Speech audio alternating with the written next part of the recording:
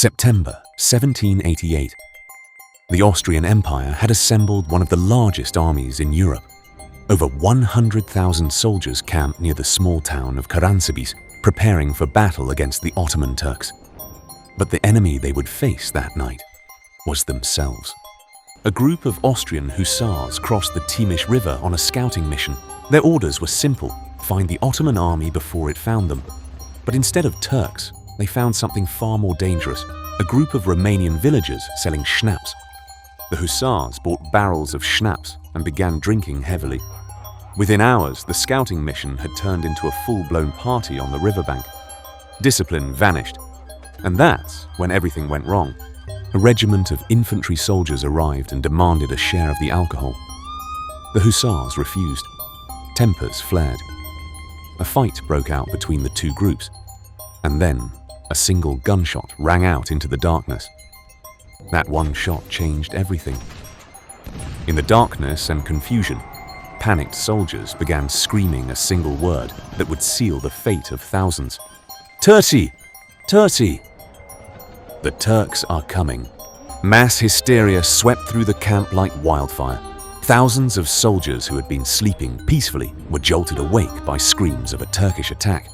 Without seeing any enemy, they grabbed their weapons and started running and shooting. Officers tried desperately to restore order, shouting commands in German.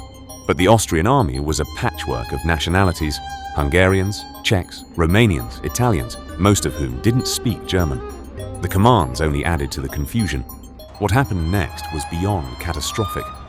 Entire regiments began firing blindly into the darkness, convinced they were under attack. But every bullet, every cannonball, was hitting their own comrades. The Austrian army was destroying itself. Artillery units, hearing gunfire approaching from multiple directions, assumed the Turks had breached the perimeter. They opened fire with cannons directly into the fleeing Austrian infantry. The carnage was unimaginable. Even Emperor Joseph II, who was personally commanding the army, was caught in the stampede. He was thrown from his horse into a stream and barely escaped being trampled by his own fleeing soldiers. By midnight, the entire Austrian army of 100,000 men was in full retreat from absolutely nobody. Regiments attacked each other. Cavalry charged their own infantry. It was complete and total self-destruction. When the sun finally rose, the true horror became clear. The fields around Karansebes were covered with the bodies of Austrian soldiers, killed not by the Ottoman enemy, but by their own army. An estimated 10,000 men were dead or wounded. Thousands more had simply fled into the countryside, abandoning their weapons, their uniforms, and any sense of military order. The mighty Austrian army had been shattered, without a single enemy soldier present. 2 days later, the Ottoman army finally arrived at Karansebes. They found an abandoned camp, thousands of dead Austrian soldiers, and enough weapons and supplies to equip an entire army. They captured the town without firing a single shot. The Battle of Karánsebes became the most humiliating military disaster in Austrian history. An entire army defeated by confusion, alcohol, and the simple inability to communicate across language barriers. A warning from history that chaos needs no enemy. Historians still debate the exact details of that night. Some say the casualty figures were exaggerated.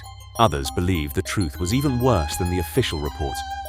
But one thing is certain: it remains one of the most bizarre events in military history. To understand how this catastrophe happened, we need to go back to the beginning. In 1787, Emperor Joseph II declared war on the Ottoman Empire, hoping to expand Austrian territory in the Balkans. It was supposed to be a glorious campaign. But the Austrian army was unlike any other in Europe. It was a multinational force: Austrians, Hungarians, Czechs, Slovaks, Romanians, Italians, Croats, and Serbs, thrown together with no common language. Most soldiers couldn't understand their own officers. This language barrier wasn't just an inconvenience, it was a ticking time bomb. Orders were lost in translation. Regiments couldn't coordinate. Ethnic tensions between groups simmered constantly. The army was united in name only.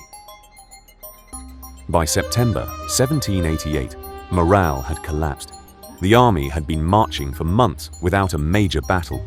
Disease swept through the ranks. Supplies were running low. Soldiers were hungry, exhausted, and desperate. All it would take was one spark.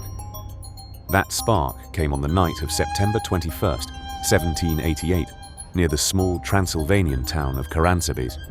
What was supposed to be a routine scouting mission would turn into the most embarrassing military blunder in recorded history. When the Hussar scouts crossed the river and encountered local Roma villagers selling cheap alcohol, the soldiers saw an opportunity for a rare moment of relief. They bought every barrel available. What they didn't realize was that they were buying their army's destruction. When the infantry demanded alcohol, the Hussars built a crude barricade around the barrels and drew their weapons. The confrontation escalated rapidly. Insults were hurled, swords were drawn, and in the chaos, someone, nobody knows who, pulled a trigger.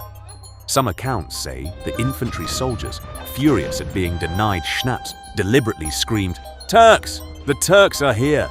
to scatter the Hussars and steal the alcohol. If true, their prank would cost 10,000 lives. The panic spread at an impossible speed. Within minutes, soldiers a mile away from the river were convinced that a full Ottoman invasion was underway. Men who had been sleeping moments before were now loading muskets and firing at anything that moved in the shadows. Here's where the language barrier became lethal. When Austrian officers screamed, "Halt!"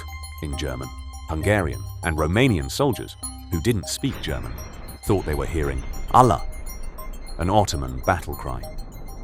The order to stop became a reason to run faster. Entire regiments formed battle lines and opened coordinated musket fire at their own allies. In the darkness, it was impossible to tell friend from foe. Both sides were convinced they were fighting Ottomans. Both sides were fighting Austrians.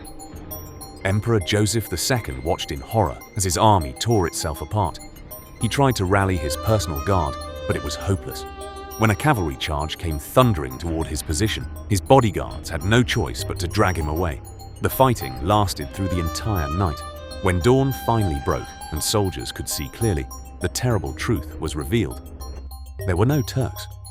There never had been. Every single casualty had been inflicted by their own side. The final toll was staggering. Historians estimate between 1,200 and 10,000 Austrian soldiers were killed, wounded or missing. The exact number remains disputed to this day. Entire regiments had ceased to exist. When the Ottoman Sultan learned what had happened, he could barely believe it. The Austrians had done his job for him.